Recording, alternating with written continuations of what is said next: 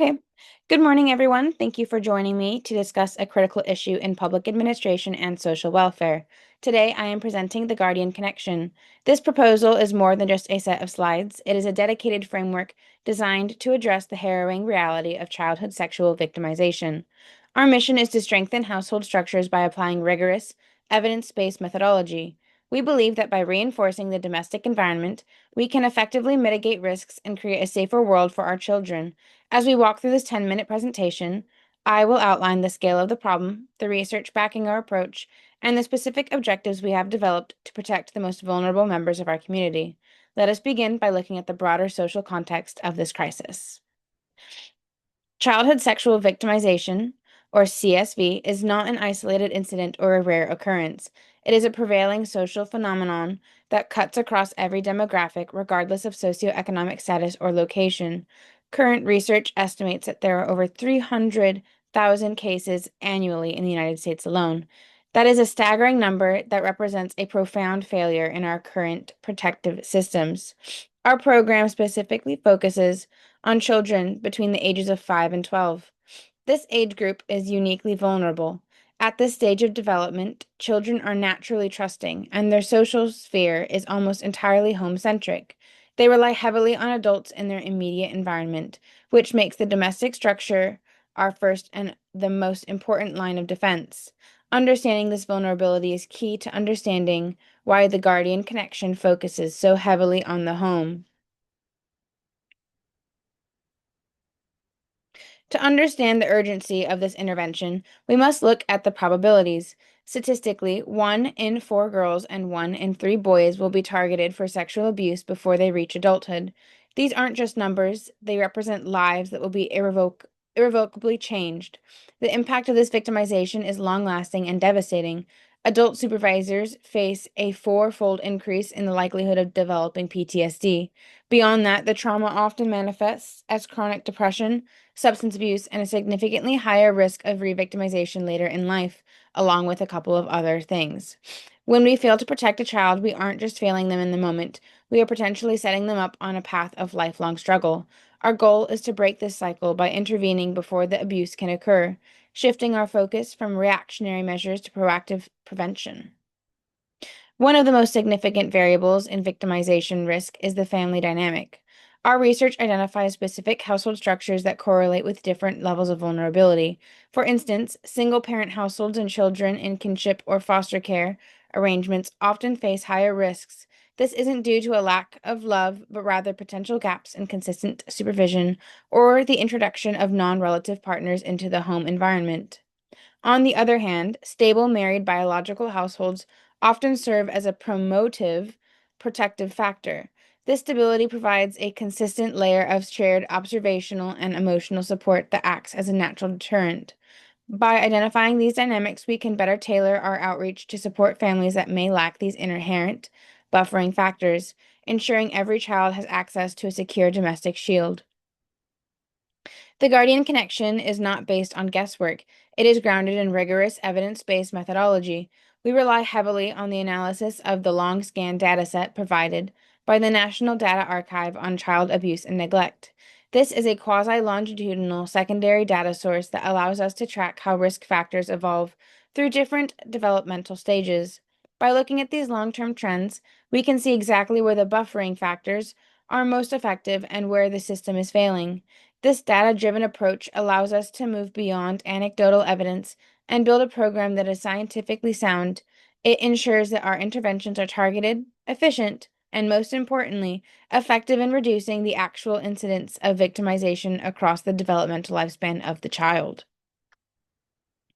Now that we have established the scale of the problem and the data behind it, I want to pivot to the heart of our proposal, the Guardian Connection Program Framework. This framework is the culmination of our research and is designed to be implemented within local communities and public administration systems. It is divided into 3 core objectives that address the issue from the 3 distinct angles: relationship between parent and child, the awareness of the caregiver, and the self-preservation skills of the child themselves. Over the next few minutes, I will break down each of these objectives to show how they can work together to create a comprehensive protective environment. This is where the theory meets practice and where we begin to see how meaningful change can be achieved on the ground. Our first objective is strengthening connections. We know that emotional distance is a significant risk factor. When children feel disconnected from their primary caregivers, they are more likely to seek validation, attention, or affection from external sources, sources that may include potential perpetrators. To counter this, we facilitate active listening sessions. We train parents to ask targeted, open ended questions about their child's day, their friends, and their social interactions. This isn't just about supervision. It's about fostering a high support domestic environment where the child feels safe sharing their experiences. We also provide trauma informed parent child therapy to heal generational traumas and bridge existing emotional gaps. By strengthening this bond, we make the home an impenetrable space for those who would seek to exploit a child's emotional needs. The second objective is caregiver awareness. We must equip guardians with the tool to identify buffering protective factors. This begins with strict supervision protocols, especially when it comes to vetting non-relative household members or frequent visitors. We also address the modern digital landscape. In an age of online exploitation, digital literacy is no longer optional for parents. They must understand the tactics predators use to groom children in virtual spaces. Furthermore, we train caregivers to recognize behavioral red flags, such as sudden academic underachievement or social withdrawal. By turning surveillance and observation into a standard household practice, we create a powerful deterrent. A predator is far less likely to target a child when they know that the caregiver is alert, informed, and actively monitoring the child's environment. Our third objective focuses directly on the children, self-preservation skills. While we want to protect children, we must also empower them to protect themselves. This education is tailored to their developmental stage. For our younger group ages, 5 to 8, we focus on body autonomy. We teach them about private zones and the say no, go, tell protocol, giving them the confidence to say no to an adult, leave the situation, and tell a trusted guardian.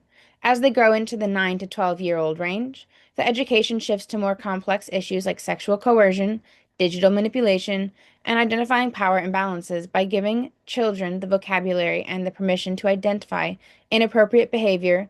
We break the silence that predators rely on. We give the children a voice and the tools to defend their boundaries. To ensure our resources are used effectively, we utilize an intervention priority index. As you can see from our data analysis, not all households carry the same level of statistical risk.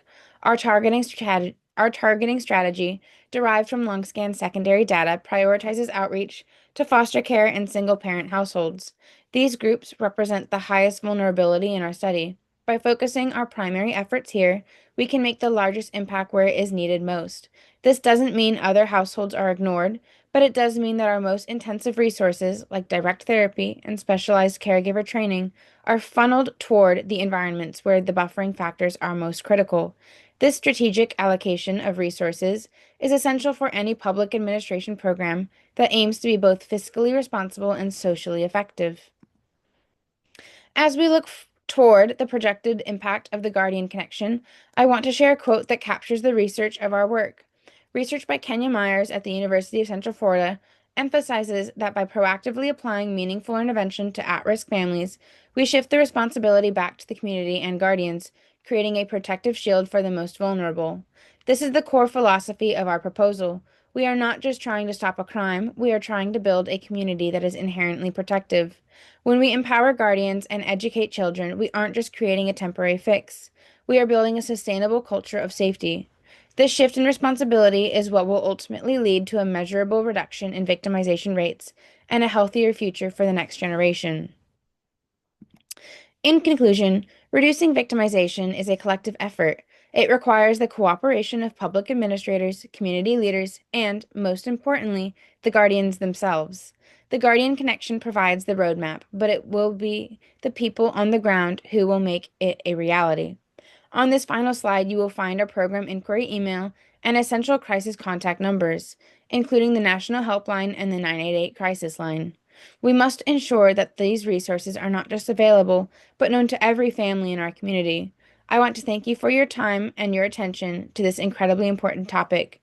I am now open to any questions you may have about the program framework and the data we've used or our plans for implementation. Let's work together to make sure no child has to face these crises alone.